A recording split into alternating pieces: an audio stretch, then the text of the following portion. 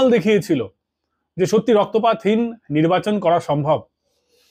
কিন্তু গরু যদি মনে করে গুতো সে মারবে, তাহলে সে তো গুরু মারবেই। এই রক্তপাতটা ঘটিয়ে কার ফায়দা হলো? শাসক দল তৃণমূল কংগ্রেসের কি একটুও ফায়দা হবে?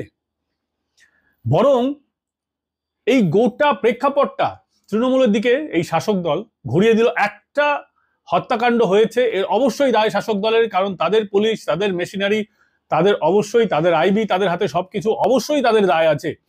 স্বাভাবিকভাবেই এই যে হত্যাকাণ্ড হলো, পুলিশ প্রশাসন তার দায় কিন্তু এড়িয়ে যেতে পারে না। এবং এই ঘটনার পর যেভাবে বিজেপি কর্মীর মাকে যেভাবে খুন করা হলো, তারপর বিজেপি এর থেকে তো রাজনৈতিক ফায়দা নেবেই। শুভেন্দু অধিকারী ইতিমধ্যেই কি বলছেন আমরা সেটা শুনেছি, এবং এর থেকে এটাকে কিন্তু একেবারে শেষ দফা, দুটো যে দফা বাকি আছে, প্রধানমন্ত্রী থেকে শুরু করে অমিত শাহ থেকে শুরু করে গোটা রাজ্য বিজেপির যারা নেতারা আছেন, শুভেন্দু অধিকারী, সুকান্ত মজুমদার, দিলীপ ঘোষ, তারা কিন্তু এটা নিয়ে একবারে হামলে পড়বে শাসক দল তৃণমূল কংগ্রেসের উপরে। এই হত্যাকাণ্ডের পর তৃণমূল কংগ্রেস কিন্তু কার্যত ব্যাকফুটে। আসুন এবার শুনবো বিমল শঙ্কর নন্দ, একজন অ্যানালিস্ট, তিনি কি বলছেন এই গোটা ঘটনার পর মেদিনীপুরের রাজনৈতিক পরিস্থিতি ঠিক কোন জায়গায় দাঁড়িয়ে। তৃণমূল 3 অফিসিয়ালি, কিন্তু বাস্তব যেটা সেটা হচ্ছে যে একটা জায়গা ছাড়া আর তৃণমূলের কোনো লড়াই করার জায়গাই আমি অন্তত দেখতে পাচ্ছি না। যার জন্যে এবারের নির্বাচনে তৃণমূল যদি কিচ্ছু করতে না পারে, তাহলে কিন্তু এবারের লোকসভা নির্বাচনে ওদের ভালো ফল করার আশা ছেড়ে দিতে হবে। কারণ ইতিমধ্যে যে কটা আসনে নির্বাচন হয়েছে, তাতে মুর্শিদাবাদ বা ওই বোলপুরের এরকম একটা দুটো ছাড়া, বা হাওড়ার একটা দুটো ছাড়া তৃণমূল কোথাও লড়াই করার জায়গাতেই ছিল না, অন্তত যতটুকু যা সংবাদ মাধ্যমে খবর এসছে। তাই মেদিনীপুরের এই অঞ্চল, বিশেষত মেদিনীপুর এবং বাঁকুড়া, এটাকে বলা যেতে পারে ভারতীয় জনতা পার্টির স্ট্রং হোল্ড। কারণ অফিসিয়ালি গতবারে কাঁথি, তমলুক এবং ঘাটাল ছিল তৃণমূল কংগ্রেসের হাতে, অন্যদিকে মেদিনীপুর, ঝাড়গ্রাম, বাঁকুড়া এবং বিষ্ণুপুর এই 4টে জিতেছিল, পুরুলিয়া এই 5টা জিতেছিল ভারতীয় জনতা পার্টি। কিন্তু গত 5 বছরে পরিস্থিতি একদম বদলে গেছে। গত 5 বছরে দেখা গেছে যে কাঁথি এবং তমলুক, যে দুটোতে ভারতীয় তৃণমূল কংগ্রেসের নির্বাচিত প্রতিনিধি ছিলেন, তারপর ওই জায়গায় ভারতীয় জনতা পার্টি তার যে এটাকে পায়ের তলায় মাটিটা অনেক অনেক বেশি শক্ত করেছে।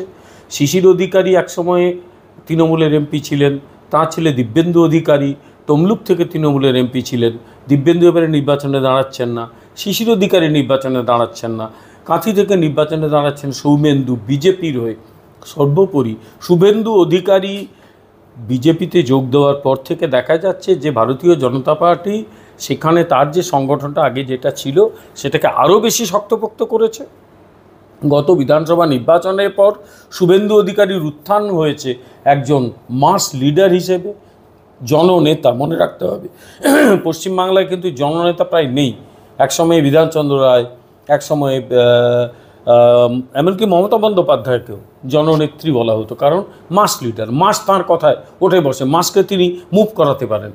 সেটা কিন্তু তাঁর সেই জননেতার যে জায়গা কিন্তু চলে গেছে, কারণ একজন ব্যর্থ প্রশাসক হয়ে এই জননেত্রীর জায়গাটা উনি খুইয়েছেন। সেই জায়গায় যে ফাঁকা জায়গাটা ছিল, বিপুলভাবে উত্থান ঘটেছে শুভেন্দু অধিকারী। ফলে এবারের নির্বাচনে গোটা মেদিনীপুর জেলায় যদি ফ্রি অ্যান্ড ফেয়ার ভোট হয়, তাহলে কিন্তু আমার ধারণা তৃণমূল কংগ্রেসের পক্ষে দাঁড়ানো খুব মুশকিল। তৃণমূল কংগ্রেস এটা জানে বলেই গতকাল থেকে ওখানে ভয়ঙ্কর গোলমাল শুরু হয়ে গেছে। ইতিমধ্যে নন্দীগ্রামে একজন বিজেপির মহিলা কর্মী খুন হয়ে গেছেন, তার একটা সাংঘাতিক প্রতিক্রিয়া হচ্ছে। গোটা নন্দীগ্রামে ভয়ঙ্কর একটা ক্ষোভের আগুন তৈরি হয়েছে।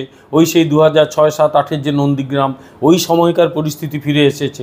ফলে সব মিলিয়ে এবার নির্বাচনটা কিন্তু মেদিনীপুর এবং বাঁকুড়ায়, বিশেষত মেদিনীপুরে একটু অন্যরকম কিছু হতে চলেছে বলে আমার মনে হচ্ছে। বন্ধুরা, এই ভিডিও তোমাদের কেমন লাগলো জানাও আমাদের কমেন্ট বক্সে। ভালো লাগলে একটা লাইক করতে ভুলবে না, আর চ্যানেলটাকে সাবস্ক্রাইব করে নাও, যাতে বেল নোটিফিকেশনের সঙ্গে সঙ্গে একটা ভিডিও দেওয়ার সঙ্গে সঙ্গে তোমরা একটা নোটিফিকেশন পেয়ে যাও। দেখা হবে পরবর্তী পর্বে। আনটিল দেন, ভালো থেকো, সুস্থ থেকো, আর রাজনৈতিক হিংসা থেকে মুক্ত থাকার চেষ্টা করো।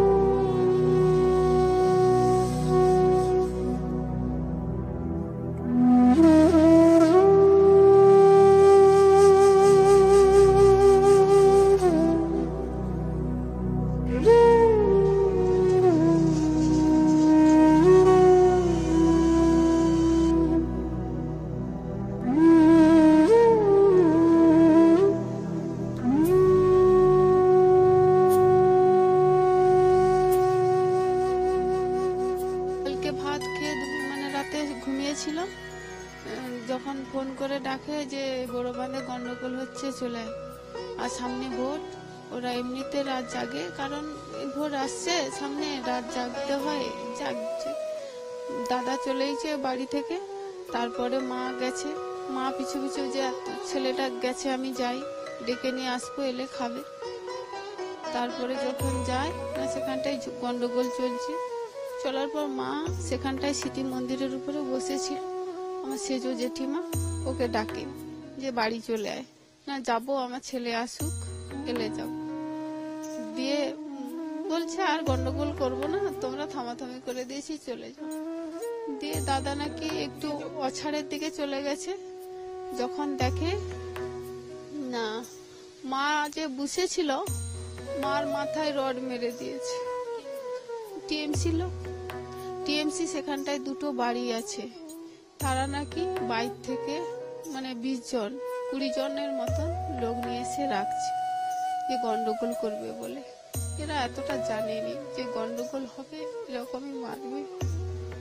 তারপর যা মাকে মেরে দিয়েছে, মা পড়ে গেছে, দাদা কোলে তুলে নিতে এসছে, দাদাকেও মারছে মাথায় করে রড দিয়ে। সবাই তো পালিয়ে এসছে, সেখানটায় যারা ছিল তারা হাসপাতালে নিয়ে গেছে।